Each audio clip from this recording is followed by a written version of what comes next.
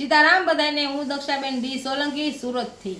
આજે બનાવશું આપણે સાબુદાણા વડા. તો એને માટે લીધા છે સાબુદાણા પલાળેલા. આ 1 કલાક પહેલાં પલાળી રાખવાના. અને આ બટેકા બાફેલા 8 થી 10 છે. આ સિંગદાણા, આ લીલા મરચાં, આ જીરું, આ મરચું ખાંડેલું, સૂકું મરચું હોય ખાંડેલું, અને આ મીઠું અને તેલ તળવા માટે. અને પાણીની જરૂર પડે તો પાણી. આપણે પહેલાં સિંગદાણા ખાંડી લઈશું થોડા, ખાણીમાં જેવા તેવા જ તે, કેમ કે એનાથી મીઠાશ વધારે આવે. દાણા ખંડાઈ ગયા છે, આને હવે શેકી લેવું. આમાં તેલ નાખશું, દોઢ પાવડું જેટલું. આમાં આપણે જીરું નાખશું. આપણું જીરું સાતળી લેવું. આમાં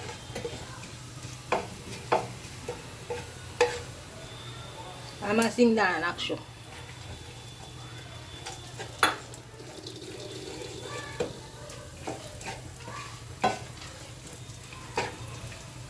હવે મરચાં નાખશું.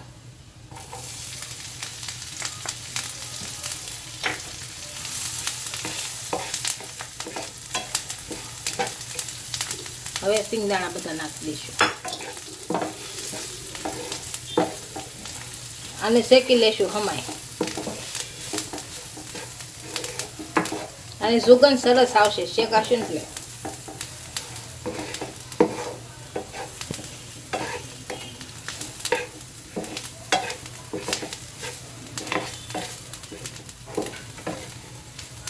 આપણા સિંગદાણા શેકાઈ ગયા છે.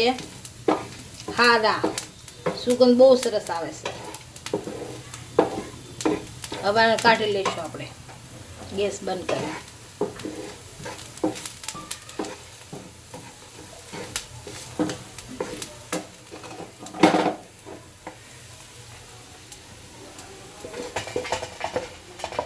હવે આપણે આ બટેકા ખમણી લઈશું આમાં. કેમ બટેકા ખમણી એટલે અંદર રે નહીં ગાંઠા.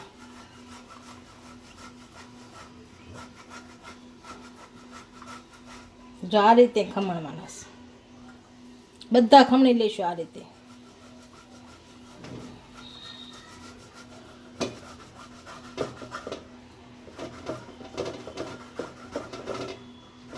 તો ખમણાઈ ગયા છે. આને તેલ મૂકી દઈશું. પહેલા તેલ ગરમ થાય ત્યાં આપણા બટેકાનું બધું સુંદર તૈયાર થઈ જાય. આ રીતે થોડુંક જ મૂકવાનું છે.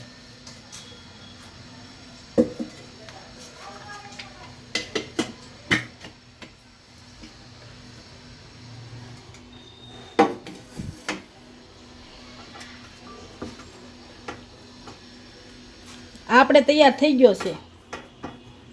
હવે આમાં સાબુદાણા નાખશું. આ સિંગદાણા ભૂકો નાખશું.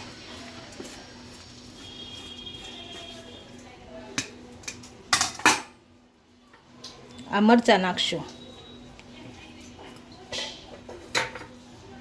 આ મીઠું નાખશું. હવે આને ભેળવી નાખશું.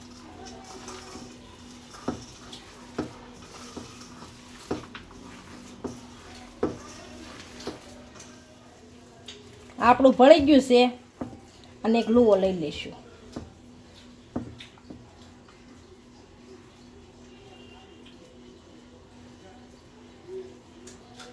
આ રીતનો લુવો લઈને આમ દબાવી દેવું. ગોળ કરીએ તો પણ ચાલે. હું આ રીતના બનાવું છું. આ આપણું બનીને તૈયાર થઈ ગયું છે. મૂકી દેવાના. આ રીતના બધા બનાવી નાખવાના.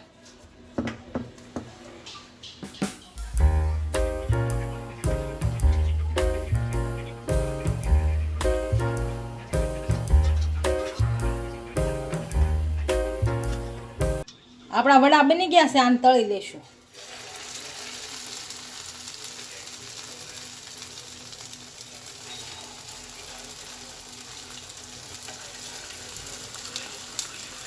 આને તળાવા દઈશું ધીમા તાપે.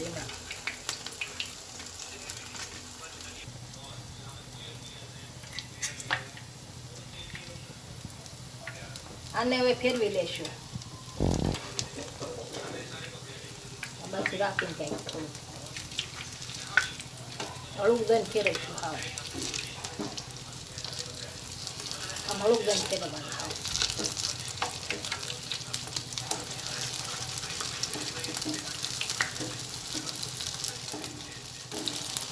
આ બાજુ સળવા દેશો. તો આપણો આ તળાઈ ગયું છે. આને કાઢી લઈએ. આ રીતના કાઢી લઈશું બધા.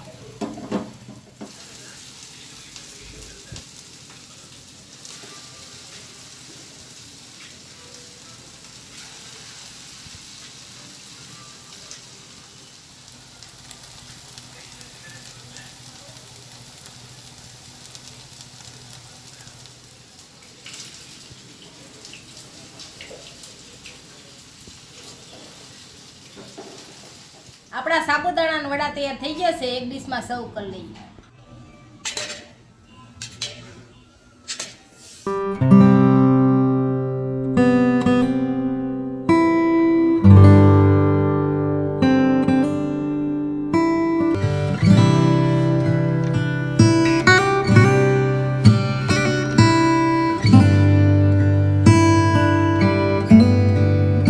કોમેન્ટ કરીને કહેજો વિડીયો કેવો લાગ્યો. જો વિડીયો ગમ્યો હોય તો લાઈક, શેર અને સબસ્ક્રાઈબ કરી દેજો.